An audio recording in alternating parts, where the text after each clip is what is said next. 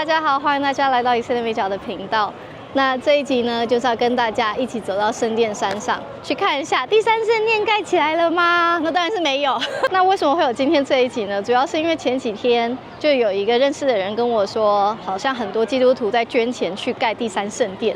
然后好像真的有一个机构正在盖第三圣殿。那我查了一下，就是有2个机构。一个呢就是叫做 Israel Heritage Foundation， 它是在美国的。那另一个呢就是在我们耶路撒冷的一个小小的机构，叫做Temple Institute 圣殿研究所。那我身边这个金灯台呢，就是圣殿研究所它准备的器具的之一。但是这一集我会告诉大家为什么。第一个就是不太可能，就是圣殿研究所可以做到这件事。然后第二个就是我的妈妈会来告诉大家，就是在什么样的情况下第三圣殿才会被盖起来。好，那我们就走吧。那我们现在在的位置是在耶路撒冷旧城里面犹太区圣殿研究所，它现在是一个小小的博物馆，你可以预约参观。我就带大家去看，前面右转。那在我前面的这一个山就是橄榄山，旁边就是圣殿山。那圣殿研究所就在这一个角落。他们做的事情呢，就是准备如果第三圣殿建起来，它要有的器具，然后还有利未人要知道怎么样子去献祭。那既然要献祭的话，所以就需要有红母牛。那刚刚有说嘛，美国的那个机构叫做什么Israel Heritage Foundation， 它是在美国的一个非营利的组织，他们就好像协助的送德州的5只红母牛到以色列这里来。那红母牛它是献祭的一个条件之一，但是这也不是我们的重点，重点是这个圣殿研究所，它只是一个小小的一个机构，它并没有能力，好像在一个非常政治宗教复杂的圣殿山上，然后说他要去盖一个第三圣殿。等一下我们走到那个圣殿山，我会更多的跟大家来解释。但是我先来讲一下为什么就是最近会有这样子的一个很有趣的误会，说第三圣殿盖起来了，或者是犹太人要把第三圣殿盖起来了。主要就是因为好像是 TikTok 还是Instagram 上面就有一些好像是 AI 合成的影片而已，然后就说就是要把清真寺毁掉，然后要盖第三圣殿。那这是真的是不可能的事情。那我听说就是很多基督徒会捐赠给圣殿研究所，让他们去准备圣殿的这些器具，还有利未人献祭的训练。那我是觉得不用啦。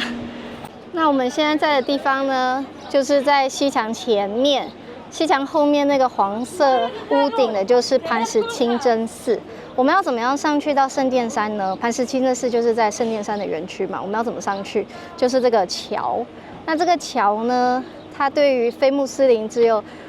每天有2个时段，一个是早上，一个是下午。早上的话是早上7点半到大概11点，下午的话就是1点半。所以我们等一下就从这边排队，然后上去山上。那要上山的话，会需要经过安检，它的安检跟去西墙是分开的。前面这边呢，就是有这个X-ray 机器的，它是去西墙的安检，它主要就是怕你带刀子啊，一些危险的东西。那去圣殿山的是旁边这个小门的，你看有人在排队，但不是很多人。那它目的就是看你有没有一些宗教用品，因为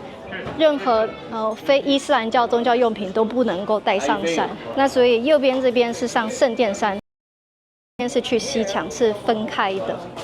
那我们现在呢，就跟大家一起在等1点半上圣殿山。那我用中文说圣殿山，当然别人听不懂圣殿山。可是我有看过别人的影片，就是他用英文说圣殿山，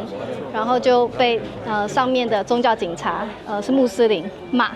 为什么呢？因为对穆斯林来说，这也是事实，就是整个圣殿山它其实是属于约旦的 Waqf， 它等于它的意思就是说，这是它的宗教产业。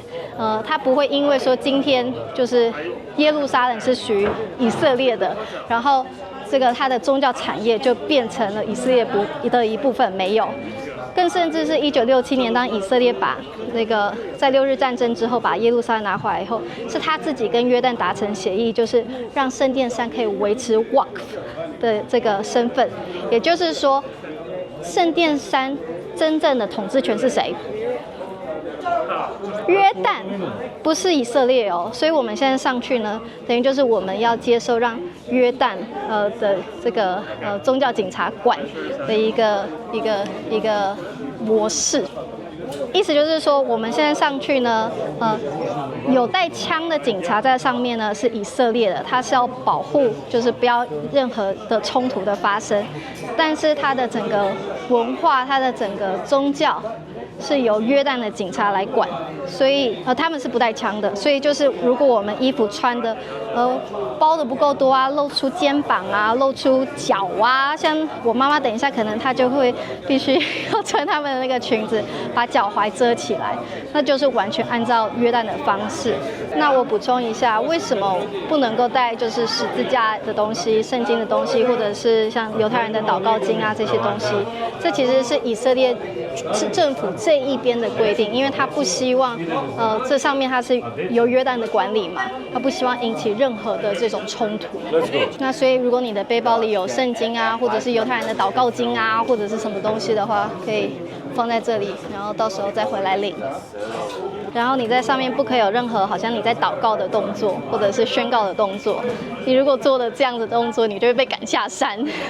被约旦警察，就是穆斯林的警察赶下山。这边写得很清楚哦，你不可以有任何宗教行为哦。然后是以色列警察给的规定。好，我们现在进来的这里是一个圣殿的模型，其实它一直都在这边。圣殿呢，就是象征神的居所。我们出发吧。在我后面呢，就是一个以色列警察跟以色列的军人。这个呢，就是我们刚才在旁边看的那个木桥，然后走上这个木桥，我们就会到西墙的上面，就是所谓的圣殿山磐石清真寺。其实这里非常的敏感，等一下前面还会有很多的警察，我都不敢拍。你们以后有机会自己来感受这里的那个戒备森严，还有紧张的气氛。那木桥旁边这里呢，其实是一个看西墙祷告的人的一个很好的角度，男女是分开的。那在媒体上就很容易有误会说，好像是之前他们在圣殿山上有冲突，然后呢，媒体就拍到好像犹太人在下面跳舞，在欢呼，但其实是无关的，因为那天刚好是好像是一个犹太人的节庆，所以他们是为了那个节庆在下面跳舞，跟上面发生什么事情是没有任何的关联，可是就被媒体扭曲。他叫我也要穿，因为我这一节露出来了。那我们游客是只有下午1点半到2点半之间可以过来，他们穆斯林的话就没有时间的限制。另外一个差别，另外一个差别是我们只能够用刚才的这个入口，就是这里，其他的入口我们观光客不可以用，就是非穆斯林不可以用。那出去的话就没有这个限制，这样子。然后你们可以看到到处都是警察，对不对？我都不敢拍。你们就记得，带枪的是以色列的，没有枪的，然后通常会管你，就是不要祷告，不可以这个，不可以那个，然后给我下山的那种，就是穆斯林的警察，就是有约旦的 Waqf 来管理的。所以刚才叫我穿裙子的就是约旦的，好啦，那不要忘记今天的任务呢，就是去看第3圣殿盖了没。那上面呢，就是磐石清真寺，黄色的屋顶是真正的黄金做的，是由约旦的国王资助的。那我们拍这集影片的日期呢是2025年的4月27号，在我生小孩之前。可是不管你是在2025年的6月、7月，还是在之后2026年、2027年看到这个影片，其实你都抓住一个原则，就是圣殿山它整体的气氛是非常的敏感的。以色列政府它不希望跟约旦或者是穆斯林世界有任何的冲突，所以它要维持现状，就是非穆斯林上山的时间是受限制的，服装是受限制的，什么都是受限制的。你不可以带任何有宗教的东西。连刚刚我们在过安检的时候，有一个小男生，他有一个传单，传单上面有画一个犹太拉比，那个传单也不能上山。它是非常严肃、非常敏感的一个地方，所以不可能有什么小动作，然后以色列偷偷盖一个第三圣殿。首先，这是他政府根本不想要的。看到的一个画面，因为它要维持一个和平的一个现状。然后第二个呢，就是大家捐款也没有大家啦，就是听说有基督徒捐款给圣殿研究所，让他们来盖第三圣殿。可是问题是，圣殿研究所它又不是政府，它也没有得到政府的支持，它就不可能好像偷偷的去在这里盖一个第三圣殿，这是不可能的事情。这里这么的敏感。所以呢，就是如果大家继续在社交媒体上面看到什么关于第三圣殿盖起来啦，红母牛又送到以色列啦，然后什么什么的，那你们可以就是参考这个影片，就是知道说它为什么是一个很难达成的，在短时间很难达成的一个现象。但是呢，我妈妈会来跟大家讲，就是在什么样的情况下，第三圣殿它会真的被盖起来。所以我们刚才就是从这边过来，我们来检查一下第三圣殿有没有偷偷被盖在这里。没有，确定哦，都没有哦，真的没有哦，没有，看清楚哦，没有，空的。现在这个状况就是不太会有第三圣殿盖起来的样子。好，然后呢，金门在那边，然后后面是橄榄山。关于第三圣殿什么时候会盖起来，其实我们没有办法说一个确实的日期，但是我们可以分析什么样的形态的局势之下，它才有可能被建造起来。因为就像刚刚美角所说的，它是一个非常敏感的地方，他们非常害怕擦枪走火，然后就引发了世界大战。因为这个地方是穆斯林的圣地。所以他绝对不容许基督徒、犹太教徒有那么一丝丝对这个土地有任何的期待跟觊觎，所以你不可能在这个地方可以没有经过战争然后盖起来。但是这个地方不能够让它发生战争，因为一旦发生战争的时候，那它就是一个宗教性的世界大战了，它就是穆斯林跟犹太教徒跟基督徒的大战了。那我觉得说要打的话，一定是穆斯林赢，不管是民族性或者人数哈，我觉得他们是占优势的。那但是在什么情况之下，在什么样的情况之下，第三圣殿有可能被盖起来呢？我觉得他是一个领袖，他拥有宗教跟政治上面的一个绝对的权柄。所以当他在发号施令的时候，他可以服宗教界，也可以服政治界。那这样子的一个领袖，用我们熟悉的话就叫做敌基督。也就是说，他有这个权柄，有这个魅力，有这个说服力，他可以说服穆斯林，说服基督徒，说服犹太教徒，你们大家共同起来做一件事情。所以我认为他会是在一个统一的宗教的状态之下，只有在一个统一宗教的状态之下，他才有办法在这个地方被和平的建造起来，就是被同时的建造起来。也就是说，不是第三圣殿盖起来的时候，清真寺它会被拆毁，因为它会被拆毁的时候，穆斯林他是绝对不能够接受的，所以它会是同时并进。可是同时并进，谁又能够接受这样子的一个状态？说基督教的圣地跟犹太教的圣地，基督教的圣地跟穆斯林的圣地同时可以存在，它就是在一个宗教统一的局势之下。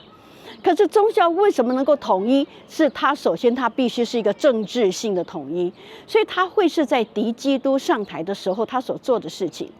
那敌基督上台，他为什么可以被拱上台？它必定是在那个时候是一个世界非常混乱的时期，宗教混乱、政治混乱、经济混乱、军事混乱，或者说甚至于有粮食的短缺。也就是说，那个时候的世界的百姓，他们期待有一个强权，一个有足够引导、影响力、发话权的人来主导这个世界，重新归回到一个走道里面，一个统一的路径里面，找到次序里面。那所以当这个人被拥戴起来的时候，他就要开始做一个统一的动作，这样子你们以后就不用再打仗了，你们以后就不要怎么样。这个时候人容易被接受，说我们算了，不要再打了，太累了。所以在那种情况之下，敌基督他会被拱起来，然后呢，这个圣殿它才有可能会被盖起来。所以我们要看第三圣殿是什么时候盖起来，我们要先看世界的局势乱到一种程度的时候，有没有一个它被拥戴起来，而这拥戴的这一个大本营将会落在欧洲。所以我们就是要看着时局走到哪里，然后才会来判断现在下一步有可能会发生什么样的事情。因为不可能